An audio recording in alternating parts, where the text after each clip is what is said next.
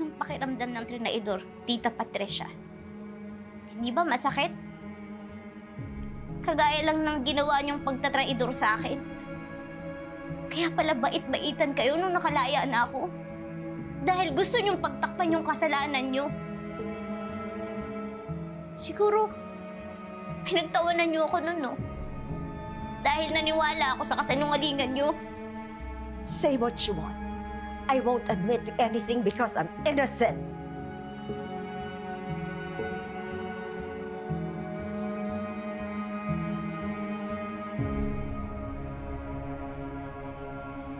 Let's see kung paniwalaan yan sa korte.